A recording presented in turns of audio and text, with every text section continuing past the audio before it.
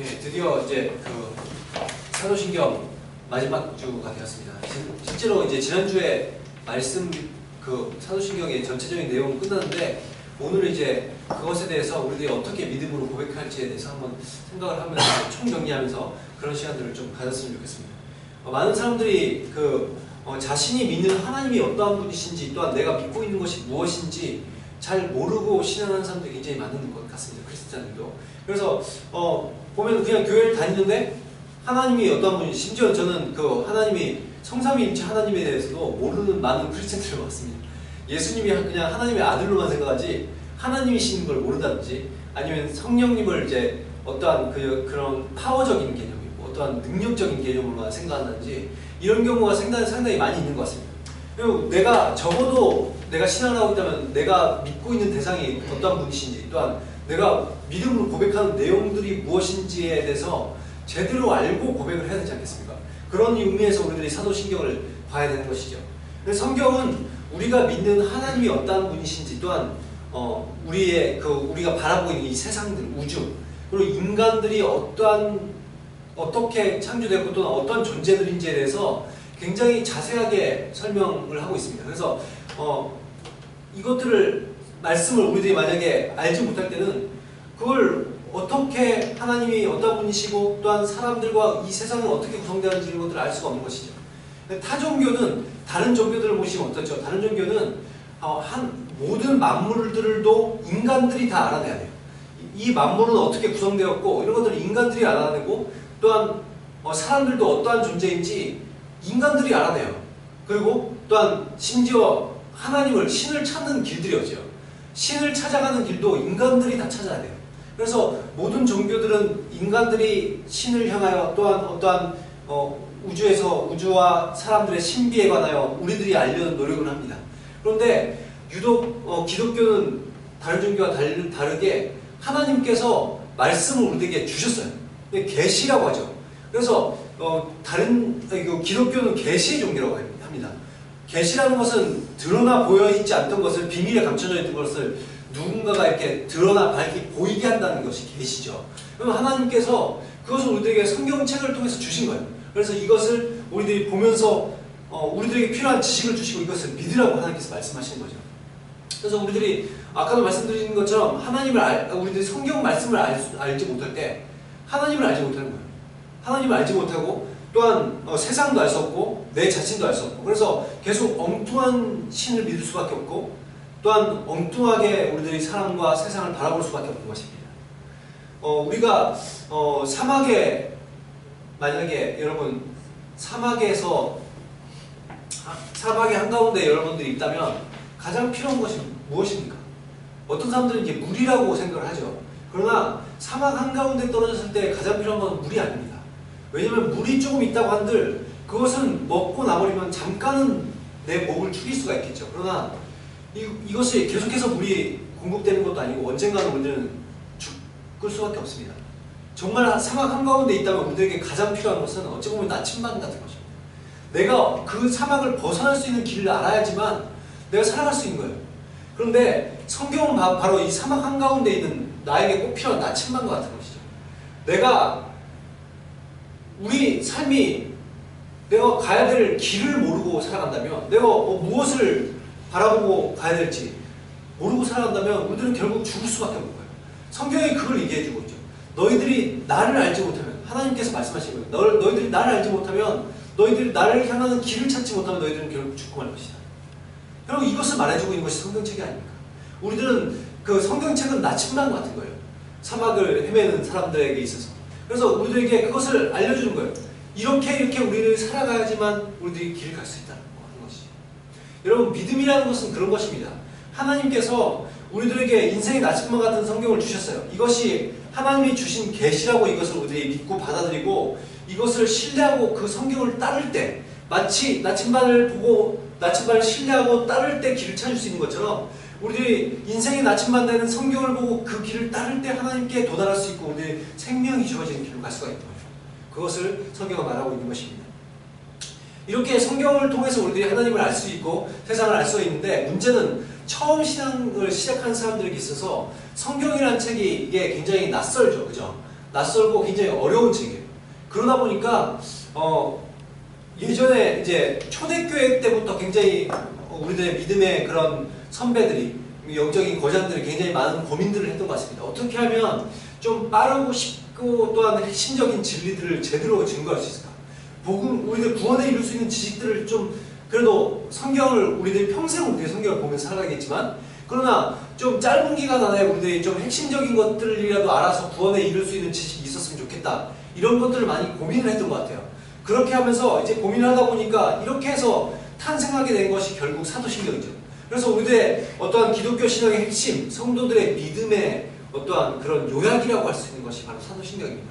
그래서 사도신경이 굉장히 짧은 몇 개의 말로 되어 있지만, 이 정도를 우리들이 알 때, 이 정도만 우리들이 고백을 하여도 구원을 받을 수 있는 충분한 지식이라고 여겨지는 것들을 사도적 가르침에 따라서 그 믿음의 선배들이 줄이고, 이게 딱 이렇게 요약을 해서 잘 정리하는 것이 사도신경이기 때문에 우리들은 날마다 이것을 고백하고 또한 이것들을 믿음으로써 우리들의 구원에 이룰 수 있는 최소한의 지식을 가지고 수 있는 것이죠. 그래서 이렇게 중요한 사도신경을 우리들이 이제 그동안 14주간 우리들이 살펴보았고 이제 15주차인데, 사도신경에서는 처음에 이제 좀 정리를 해봅시다. 우리들이 사도신경을 처음에 사도신경이 무엇에 대한 고백으로 시작해요? 하나님 아버지에 대한 고백으로 시작하죠. 성부 하나님. 하나님은 이제 성부, 성자, 성령 하나님이 한 하나님이시잖아요. 그죠? 우리는 삼신론을 말하지 않습니다. 그 세 분이 한 분이셔요. 그런데 서로 다른 인격을 가지고 계십니다. 그렇다고 다중인격이 아니에요. 우리들의 머리로서는 이해가 가지 않는 분이죠. 세 분이신데 한 분이신 것은 우리들의 머리로 이해가 가지 않습니다. 왜 그래요? 이 세상에 그런 존재는 없거든요. 오직 하나님만 그런 존재예요. 그러나 내가 그런 분이 이해가 가지 않음에도 불구하고 내가 하나님을 믿을 수 있는 것. 저 같은 경우는 이렇게 말씀드렸습니다. 저는 오히려 내 머리, 내 상상, 내 계획, 내 어떤 생각으로 가두어둘 수 없을 정도로 대단하신 분이기 때문에 오히려 믿음이 간다. 내가 다른 세상의 신은 어때요? 내 머리로 충분히 만들어낼 수 있는 신들이에요. 그런 신 정도면 내가 왜 믿어요? 인간이 만들어낸 신 정도밖에 안 된다며. 근데 이 하나님은 내 상상을 초월하신 분이셨어요. 그래서 저는 오히려 믿어요. 성삼위일체의 하나님은 그런 것들을 우리들에게 보여주시는 거예요. 우리들의 생각으로 담을 수 없을 정도로 대단하신 하나님. 그런 분이신데 성부 하나님에 대한 시작으로 하죠. 그래서 전능하사 천지를 만드신 하나님 이렇게 얘기를 합니다. 그런데 하나님께서는 이제 성부 하나님, 물론 창조의 역사에 있어서 성부 하나님 혼자서 계획하시고 모든 걸 하시는 것은 아닙니다. 왜냐하면 성삼위일체 하나님은 완벽한 연합 가운데 있으시고 모든 일을 같이 계획하시고 같이 진행하십니다. 그렇기 때문에 비록 세 하나님께서, 성부, 성자, 성령 하나님께서 모든 것을 계획하시고 작정하시고 모든 걸 이루셨음에도 불구하고 이것을 주도적 사역을 하신 것은 성부 하나님이라는 거예요. 그래서 우리들이 성부 하나님에 대해서 고백을 하는 것이죠. 성부 하나님께서 무로부터 이 모든 세상을 만드셨다라고 고백한 걸 창세기 1장 1절을 말하고 있으며, 그것이 우리들의 첫 번째 지금 우리들의 사도신경에서 하는 고백입니다. 이런 고백을 우리들이 들고 있는데, 이 우주가 어떤 거대한 폭발에 의해서 창조가 되고 만들어졌다고 얘기하는 빅뱅 이론이라든지, 아니면 모든 생명체가 원소들이 결합해서 점령 생명체 단세포를 이루고 그 세포가 더욱더 만들어져서 점점 분열을 해가면서 그것이 우리들의 지금 이런 몸들을 이루었다고 얘기하는 어떤 진화론 같은 경우, 어떻게 하나요? 하나님의 창조성이라든지 전능성에 대해서 인정하지 않죠. 그런데 여러분 한번 생각을 해봅시다. 만약에 하나님께서 이렇게 만드신 것이 아니라 이런 진화론이나 빅뱅 이론에 의해서 인간들이나 이런 생명체들이 만들어졌다고 한다면, 여러분 그렇다면 사람들이 동물보다 나은 이유가 뭡니까? 내가 원소보다 나은 이유가 뭐예요? 도대체 내가 왜 더 가치 있죠? 동물이 볼 때는 우리들이 더 가치가 없는 존재가 아니에요. 오히려 여러분, 이것을 만약에 그 진화론이나 아니면 빅뱅 이론 같은 것에 의해서 우리들이 얘기를 한다면 우리들이 살인을 한다고 해서 잘못이 아니에요. 왜냐면 살인하는 것은 우리가 죽고 나면 어떻게 돼요? 원래 이었었던 형상, 원소로 그냥 돌아갈 뿐이에요. 그럼 무엇이 죄가 돼요? 그렇기 때문에 공산주의자, 최고의 무신론적 정점에 있었던 그 공산주의자들이 어떻게 그래서 하는가요? 사람들의 생명을 존중하지 않습니다. 그렇기 때문에 지금 북한도 몇백만이, 예전에 300만 정도가 기아로 죽었죠. 굶어 죽었어요. 그럼에도 불구하고 김정은 김정일과 김정은 어떻게 했어요? 자기들의 배를 채우고 한 번 자기의 잔치를 하기 위해서 1년 그 전체 국민들이 1년간 살아갈 수 있는 돈을 자기의 생일 잔치를 위해서 씁니다. 여러분 이렇게 살아가면서도 자기는 전혀 수백만이 죽어도 눈 하나 깜짝 안 해요. 왜요? 생명이 중요하지 않습니까? 그 사람들은. 그러나 우리들이 하나님께서 창조하셔서 전능하셔서 우주와 만물과 인간을 만드셨다는 사실을 알 때 모든 것이 가치 있다는 걸 우리가 알 수가 있죠. 무엇보다 하나님의 형상으로 지음받은 인간이 얼마나 가치 있는 존재인지 우리가 알 수 있는 것이죠. 하나님께서 우리들을 이렇게 만드셨다고 성경에 말하고 있어요. 그런데 우리들이 하나님께서 이렇게 우리를 사랑하셔서 우리들을 창조하시는데 창조하시기 전에 6일 동안 5일 동안 6일 그러니까 인간이 창조하기 바로 직전까지 무엇을 하셨어요? 하나님께서 인간이 살아갈 수 있는 공간을 먼저 만들어 주셨어요. 마치 좋은 집을 만들어서 우리들 인간들을 살아가는 자녀를 그 집에다가 그 좋은 집으로 들여주듯이 하나님께서 에덴이라는 좋은 공간을 만드셔서 우리들에게 그런 공간으로 인도하여 주셨어요. 그런데 그렇게 사랑하셔서 그렇게까지 해주셨는데 우리들 인간이 어떻게 했죠? 하나님 앞에 반역을 한 거죠. 하나님 앞에 독립하고자 한 거예요. 하나님, 저는 더 이상 하나님 말씀에 순종할 수 없습니다. 따를 수 없습니다. 하나님께서 주신 규칙을 따르고 싶지 않아요. 저는 저희들 마음 멋대로 살아가고 싶습니다. 선악을 알게 하는 나무, 왜 선악을 알게 하는 나무라고 이름이 지어졌을까요? 간단해요. 선과 악의 기준을 세울 수 있는 존재가 누구인지를 보여주는 거거든요. 그럼 선악을 알게 하는 나무라고 했을 때 그것을 따먹지 않겠다는 거 뭐예요? 하나님의 말씀에 순종하겠다는 것은 선악을 결정하시는 분은 하나님이십니다라고 얘기해요. 모든 결정자는 하나님이십니다라고 고백을 하는 거예요. 그런데 만약에 선악을 알게 하는 나무의 열매를 먹는다는 것은 무엇을 의미해요?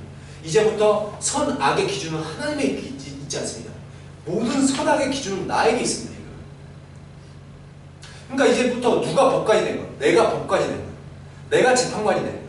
그래서 나한테 피해를 주고 누가 상처를 입혀요? 그래도 하나님 관점에서는 용서라고 말할 수 있을지 몰라도 우리들은 어떻게 된 거예요?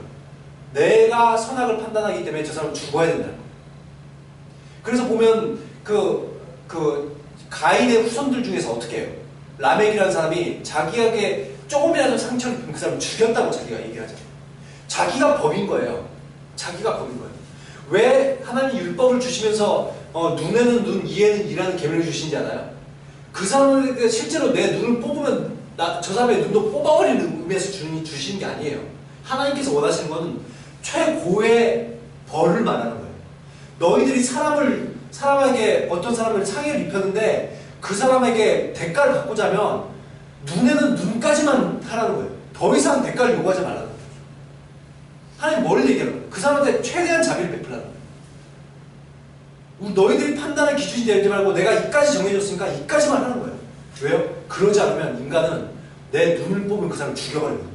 이게 인간인 거죠. 그래서 하나님께서 율법을 그렇게 정하신 거지 똑같이 그렇게 해라 이런 의미가 아니에요. 여러분, 그래서 하나님께서 아무튼 우리들에게 이렇게 생명의 근원 되시는 하나님으로부터 우리 떨어져 나서 어떻게 됐어요? 결국 죽음에 이르게 된 거예요. 모든 인류가. 그런데 하나님께서 우리들을 너무나 사랑하시는 우리 구원하기를 원하시죠. 그래서 구원하기 위해서 어떻게 하셨어요? 성자 예수 그리스도. 그분 하나님이시죠. 아까도 말씀드렸지만. 그 하나님을 이 땅 가운데 보내기시려 한 거예요. 그래서 그분을 통해서 우리들의 모든 사람들을 구원해 주시기로 하신 하나님의 계획을 세우신 것이에요. 그것이 바로 그 사도신경에 그 외아들 우리 주 예수 그리스도를 믿사오니라는 말에 등장하죠. 거기 보면 그 외아들이라고 얘기하는데 그 외아들이 뭐냐면 하나님 우리들도 자녀가 우리를 닮잖아요. 그죠? 그러듯이 하나님과 동일하다는 거예요. 우리들 자녀는 우리들과 같은 DNA를 가지고 있습니다. 같은 인간에게서는 인간이 나오고 동물에게서는 동물이 나오죠. 그렇듯이 하나님에게서는 하나님이 나와요. 하나님이 그 같은 우리들의 하나님이 자식을 낳았다는 표현이 아니고 우리들의 인간적인 개념으로 이해할 수 있는 것이 바로 그런 의미이기 때문에 얘기를 한 거예요. 마치 자녀를 낳듯이 하나님과 동일한 속성을 가지신 분이 또 있다는 거예요. 그분이 성자 예수 그리스도라는 거예요. 그래서 그분이 하나님과 동일한 분이시다라고 얘기하고 해서 그 외아들이라는 용어를 씁니다. 외라고 하는 경우는 다른 모든 피부종과 달리 독특하다는 거죠. 그와 달리 독특하게 신성을 가지고 있다는 거예요. 외아들, 예수라는 말은 뭐죠? 나의 구원자를 얘기하는 거죠.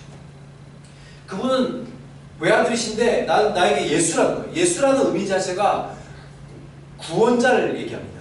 그래서 그 우리들의 죄를 대신해서 내 죄를 대신해서 대신 죽으실 분, 나의 생명을 구원해 주실 분, 그분을 인류 역사상 아담으로부터 지금까지 계속해서 기다려왔단 말이에요. 예수 그리스도의 오시기까지 계속 기다렸단 말이에요. 근데 그분이 드디어 오신 거예요. 그래서 그분이 구원자 되신다고 예수라고 고백하는 거예요. 예수, 그리고 그리스도라는 말을 쓰죠. 그죠? 그리스도는 메시아라는 뜻입니다. 메시아는 기름 부음 받은 자라고 하는 뜻인데, 구약에는 세 명에 대해서 기름 부음을 해줬어요. 제사장과 선지자와 왕. 그렇기 때문에 예수님이 이 세 가지 직분으로 오셨다는 것을 뜻하고 있어요. 예수님은 제사장으로서 어떻게 하셨어요? 자기 피를 드리고 제사를 주셨어요. 그래서 우리들을 어떻게 하셨다고요? 하나님과 우리들 사이에 중보자가 되셨다는 거예요. 그래서 제사장으로 오셨습니다. 그리고 예수님은 선지자로 오셨죠. 우리들에게 하나님의 말씀을 알리시고, 아까 얘기한 그 길을 알려주시는 길로 분으로 오셨어요. 하나님의 이르는 길을 제시해 주시는 분으로 오셨죠. 그리고 세 번째로 왕으로서 우리를 다스려 주시고, 우리들과 함께 하시고, 우리들 또한 심판하시는 분으로 계신다는 것을 우리들에게 얘기하고 있는 것입니다. 그리고 마지막으로 보면 예수님에 대해서 주라고 고백을 하는 것은 내 삶을 다스리시고 내 삶의 주인이신 분이라고 고백을 하는 거예요. 그래서 내 삶의 주인은 하나님이십니다. 그래서 내 삶을 내 멋대로 살고 내 생각대로 살아가는 것이 아니라 하나님 뜻대로 내 예수 그리스도의 뜻대로 나는 살아가야 됩니다. 내 삶을 그렇게 살 때 내 삶이 가장 평안한 삶이고 좋은 삶인 걸 믿습니다. 이런 고백들이 그 짧은 한 구절 속에 들어가 있는 것이죠. 그런 분이 예수님이라고 우리들이 고백을 하는 거예요. 근데 그분이 어떻게 하셨다고요? 보면 그런 분이 성령으로 잉태하사 동정녀 마리아에게 나셨다라고 얘기를 합니다. 여러분, 성령으로 잉태하셨다라는 개념에서 우리는 그분이 신성을 가지고 있다는 것을 우리들이 알 수 있는 거거든요. 그리고 동정녀 마리아에게 나셨다는 것 통해서 인성을 가지고 있다는 걸 알고 있어요. 그러니까 예수님은 참 신이시면서 참 인간이라고 얘기를 하고 있어요. 여러분, 참 신이시면서 참 인간이어야 되는 이유가 뭔가요? 그냥 인간은 안 되나요? 아니면 그냥 신이시면 안 돼요? 이것이 바로 예수님이 반드시 인간과 신은 오셔야 되는 결정적인 이유가 있습니다. 세 가지의 중요한 이유 때문입니다. 첫 번째로는 인간이 죄를 지었어요. 근데 인간이 죄를 지었기 때문에 하나님은 인간의 피를 요구한다는 거예요. 인간이 죄를 지었기 때문에 인간이 죽어야 돼요. 동물이 대신 죽는다고 해서 동물의 죄를 지었을 때 동물이 죽는 게 맞죠. 근데 인간이 지었으면 인간이 죽어야 되잖아요. 그렇기 때문에 인간이어야지만 된다는 거예요. 누군가가 대신할 수 있다. 근데 문제는 대신하려고 딱 보니까 모든 인간이 어째요? 모든 인간이 죄를 지었어요. 그래서 대신할 수 있는 존재가 없어요. 그렇기 때문에 죄가 없는 인간으로 와야 돼요. 그러려면 그냥 인간은 안 된다는 거예요. 신이어야 됩니다. 세 번째로는 그냥 인간이 안 되고 죄가 없는 인간이어야 되는데도 불구하고 어떤 모든 존재는 한 명을 위해서는 한 명의 죄를 용서해 줄 수밖에 없잖아요. 그죠? 이 사람의 죄를 똑같이 하려면 한 사람의 목숨을 죽이면 다른 사람의 목숨을 위해서는 죽을 수가 없어요. 이미 죽었기 때문에. 그러면 어떤 방법이면 돼요? 이런 모든 인류보다도 더욱더 가치 있는 분이 오시면 되는 거예요. 그래서 반드시 창조주가 오셔야 돼요. 이 세 가지 조건을 만족시킬 수 있는 존재가 인류에 아무도 없어요. 오직 예수 그리스도밖에 없는 거예요. 왜 우리가 다른 종교에서 예수 그리스도 외에는 다른 길이 있다고 얘기를 자꾸 하려고 하고 WCC에서 특별히 그러죠. 그리고 많은 종교에서 왜 기독교만 배타적이냐라고 얘기합니다. 왜 그래요? 그거 외에는 길이 없으면 우리들이 알기 때문에. 다른 길이 있다고 우리들이 다른 종교를 포용할 수 있죠. 근데 그 길밖에 없는데 어떻게 하겠어? 그래서 우리는 예수 그리스도 외에는 구원이 없다고 말할 수밖에 없는 거예요. 그렇게 해서 이 세 가지 조건을 충족시키는 분이 오직 예수 그리스도이기 때문에 이 땅 가운데 오신 분이 그분이어야지만 우리들의 용서를 하실 수 있는 분이시기 때문에 가능한 것입니다. 그래서 그분을 통해서 십자가에 달려 죽게 하시면서 하나님의 공의, 하나님은 재판장 반드시 공의를 이루셔야 되는 거예요. 하나님의 그게 성품입니다. 하나님의 성품을 어긋나서 역사하실 수 없거든요. 근데 하나님의 성품은 공의적 성품을 가지고 계셔요. 모든 사람에게 의롭게 행하셔야 돼요. 근데 죄를 지었으면 죄인은 벌을 주셔야 되고 의인은 상을 주셔야 돼요. 그것이 하나님의 속성이에요. 그런데 그 속성이 무슨 속성하고 부딪혀요? 사랑이라는 속성하고 부딪히는 거예요. 하나님 용서해주고 싶으신 거예요. 근데 이 두 가지를 같이 하시려다 보니까 인간에게 그것을 다 쏟아부으면 공의적 속성에 대해서 다 죽어야 돼요. 그럼 사랑을 이룰 수 없으시죠. 그러니까 이 두 가지를 동시에 만족시킬 수 있는 방법이 뭐였어요? 나를 대신해서 예수 그리스도에게 그 공의를 행하시고 그 십자가에 죽게 하시고 우리들에게 베푸시고자 하시는 사랑을 죄가 없는 그 죄가 이제 예수 그리스도께 죄가 전가되어 버리고 예수 그리스도의 의로움이 우리들에게 전가되어서 우리가 의로워진 존재가 됩니다. 그래서 우리를 용서해 주시고 우리를 사랑해 주실 수 있는 거예요.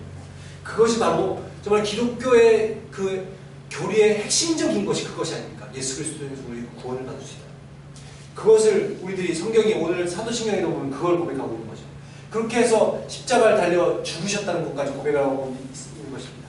근데 문제는 예수 그리스도께서 우리를 위해서 죽고 끝나버린다면 만약에 예수 그리스도 죽었으면 죽고 끝나버려도 되지 않나요?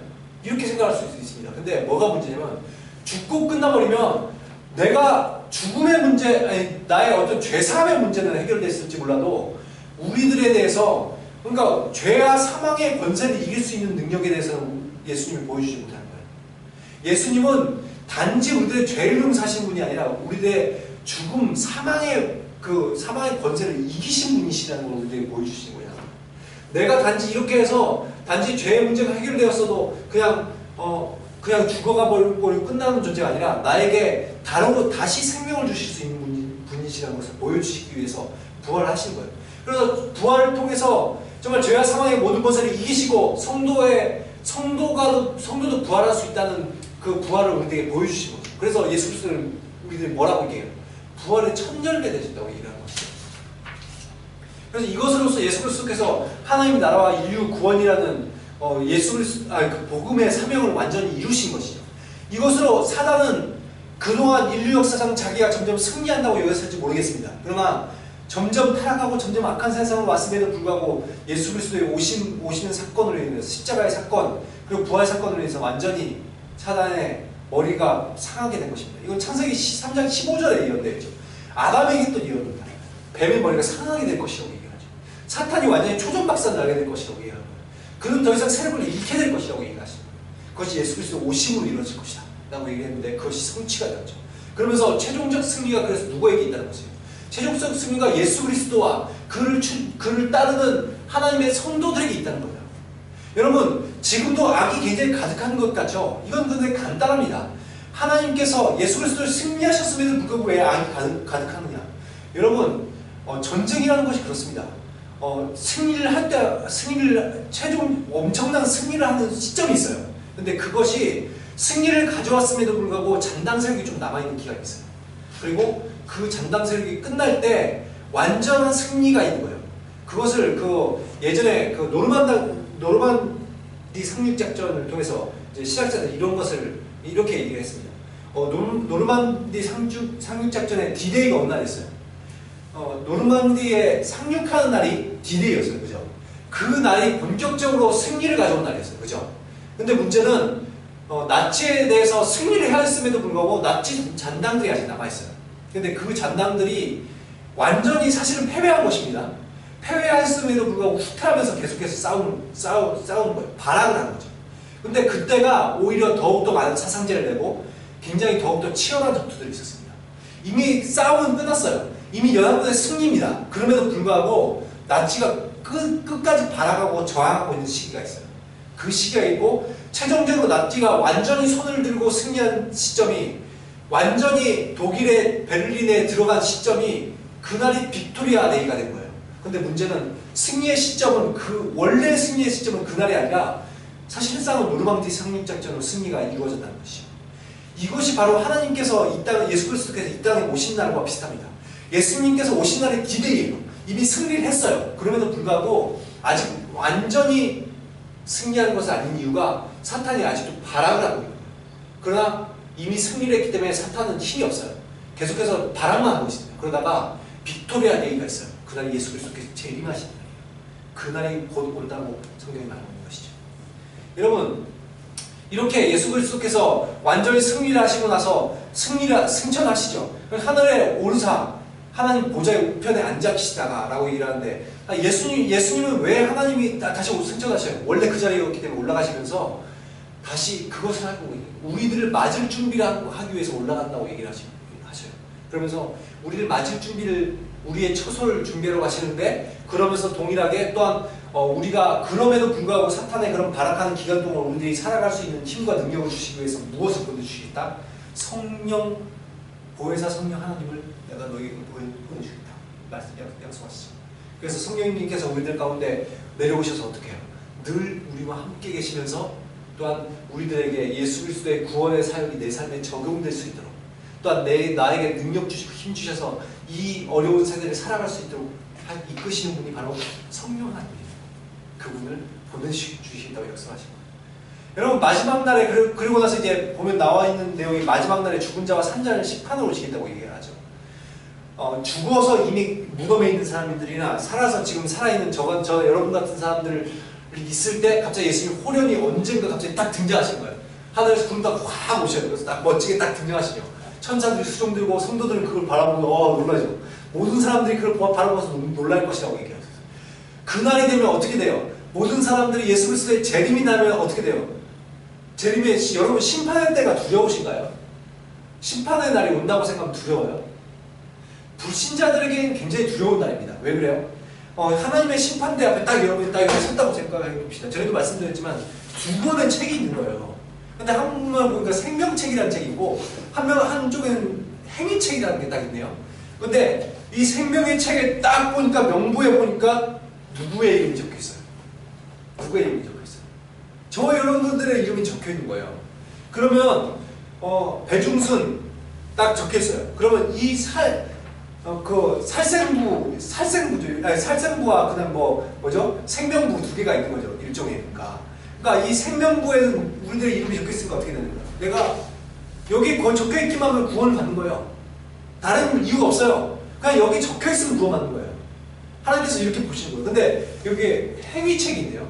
이 행위책에는 뭐라고 나와 있냐면 우리들의 살아가면서 살아왔던 우리들의 행위가 낱낱이 명명백백히 드러나요. 그냥 이걸 보면서 많은 선교자들이 얘기하듯이 여러분이 비디오 영상 보듯이 아마 책이라고 해도 우리들의 해리포터나 이런 데 보면 영상책이잖아요. 그런 거랑 비슷할 것 같아요. 책을 펴는 순간 영상이 돌아간다.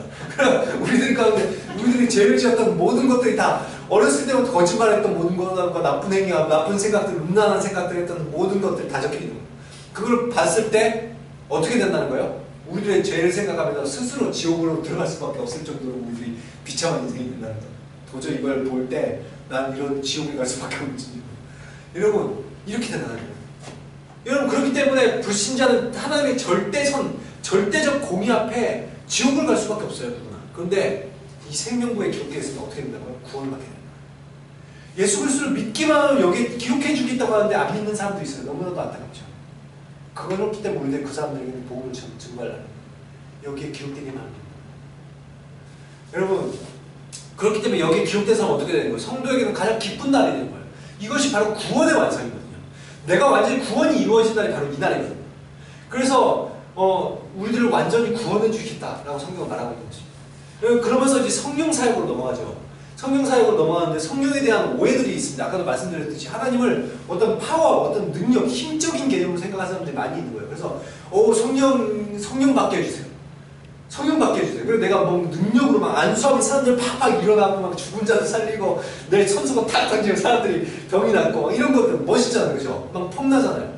이런 것들을 굉장히 사모해서 나에게 그런 능력을 달라고 했던 사람이 성경에 나오죠. 그 시몬이라는 사람이 나와가지고 결국 영지주의자의 수장이 되죠. 이단의 수장이 되죠. 능력을 돈 주고 살라고요. 한 성령의 능력을. 왜요? 능력으로 생각하기 때문에. 근데 뭐예요? 성령님은 하나님이세요. 내 안에 인격으로 들어오시는 거예요. 인격이신 분이셔서 내가 그분한테 나와 이렇게 교통을 나누시는 분이신 거예요. 그래서 그분을 정말 사랑하고 내가 정말 그분과 연합하고자 할 때 그분이 내 안에 들어오셔서 내 안에서 그런 능력을 발휘할 수 있도록 인도해 주시는 분인 거예요. 그래서 성경이 하나님이 우리들 가운데 놀랍게 행해 주시고 있다고 성경을 말하면서 사도신경에서 그래서 성령을 믿사오니 성령님께서 어떻게 해주시고 있다고요? 교회를 먼저 생각할 때 놀라운 일을 해주시고 계시다는 거예요. 교회를 하실 때 거룩하게 교회를 만들어주시고 있다는 거예요. 물론 하나님께서 작정하셨고 선택하셨고 또한 예수 그리스도의 핏값으로 사신 교회이기 때문에 거룩합니다. 근데 그분께서 성령 하나님께서 더욱더 거룩한 교회를 만들어주고 계신데 그분께서 교회를 거룩하게 하시고 교회되게 하시는데 어떻게 하시냐면, 그러니까 결국 이게 우리들 가운데 성령께서 우리들 가운데 함께 하시기 때문에 거룩한 교회가 될 수밖에 없다는 거예요. 우리를 인도해 주시는 분이 그분이시기 때문에, 우리들이 만약에 우리가 주인이면 거룩한 교회가 될 수 없습니다.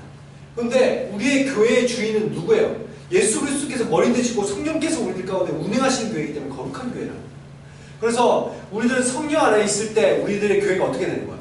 하나의 거룩하고 벽번적이며 사도적인 교회가 될 수 있는 거예요. 그런 공동체가 될 수 있는 거예요. 그래서 그 네 가지를 보통 신학자들의 오래전부터 신학자들이 그 네 가지가 교회의 표지라고 얘기를 합니다. 근데 그 네 가지가 교회의 어떤 특성인데, 그 네 가지들이 있는 교회들 어떤 교회요? 우리들의 하나라는 거예요. 아담 때부터 예수 그리스도께서 오실 때까지 있는 모든 교인들은 하나입니다.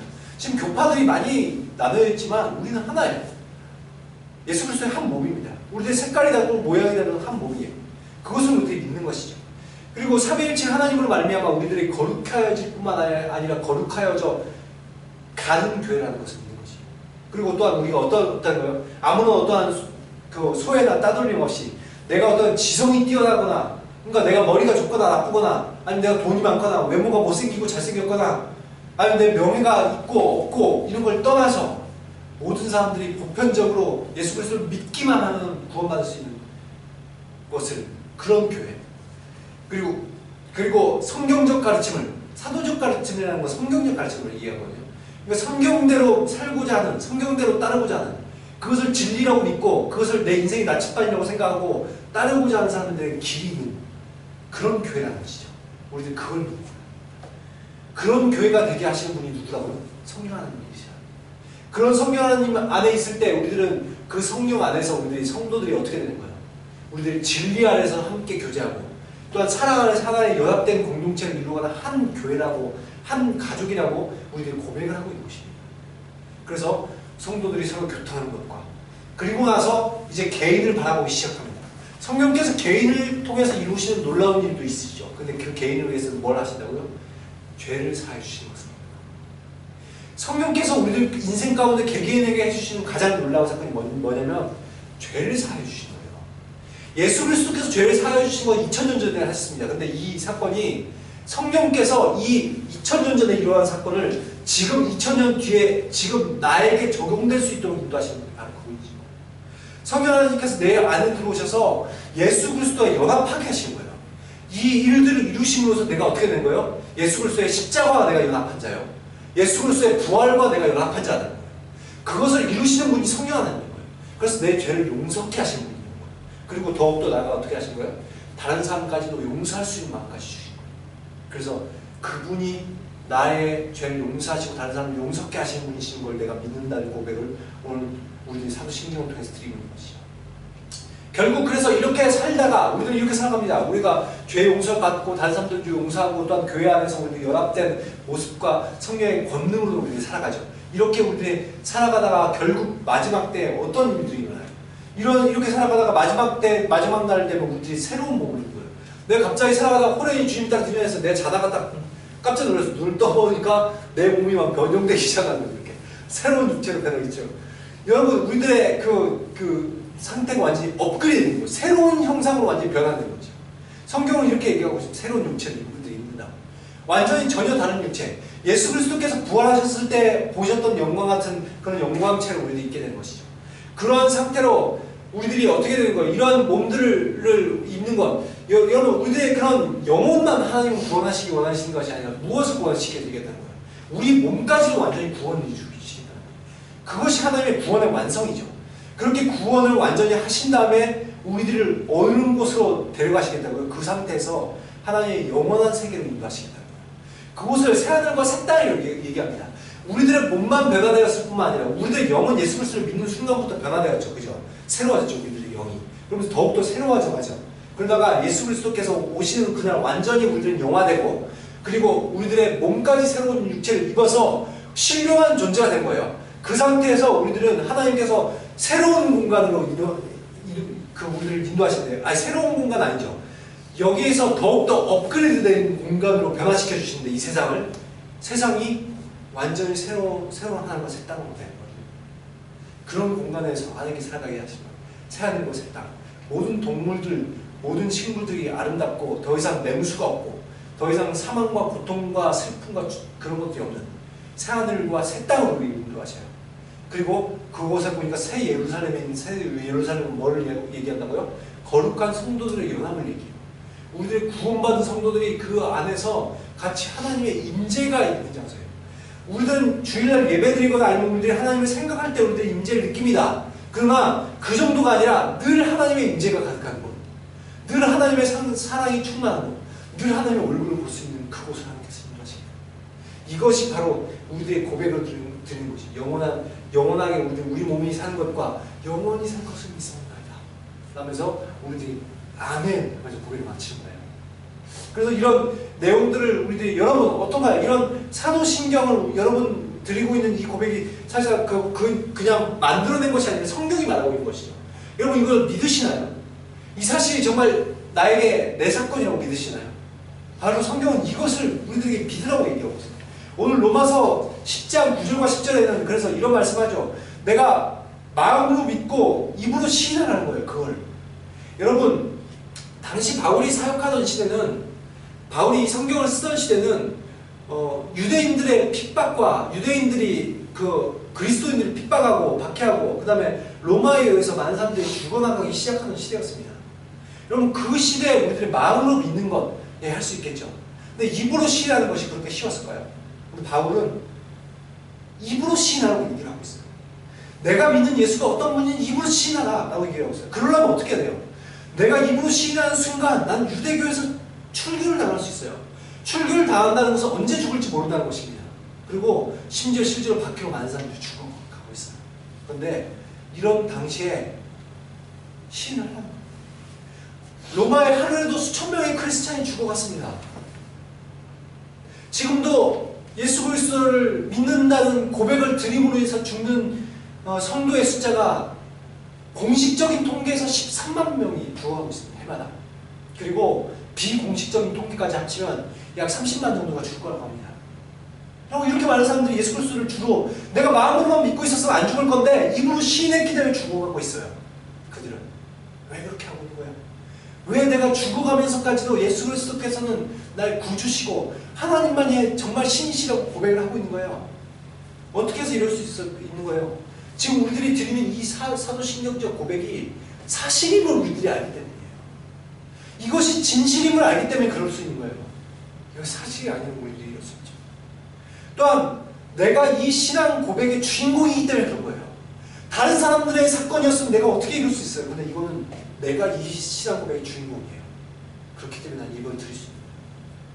그리고 나에게 이 모든 일들이 내가 이것을 믿을 때 나에게 이 모든 일들이 진정 나에게 이루어질 것을 믿는 거예요. 내가 몸이 다시 살고 영원히 살 것까지 이 모든 것까지 이루어질 것을 내가 믿는 거예요. 나에게 이 모든 것이 이루어질 것을 내가 믿는 거예요. 그러니까 어떻게 할 수 있는 거예요?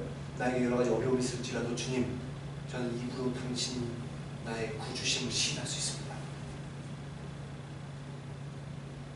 여러분 신앙 고백이라는 것은 과거 어떤 한순간에 내가 들었던 것이 아닙니다.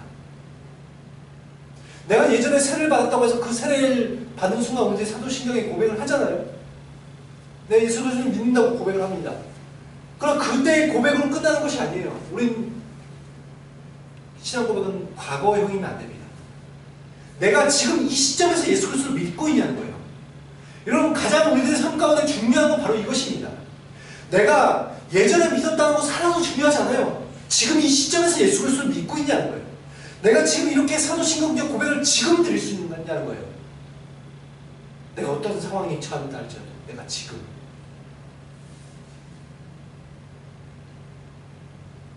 내가 지금 이런 신앙 고백을 드릴 수 있다면 그렇다면 나는 결코 구원을 못 받는다는 두려움과 불안함에 휩싸일 필요가 없는 거예요.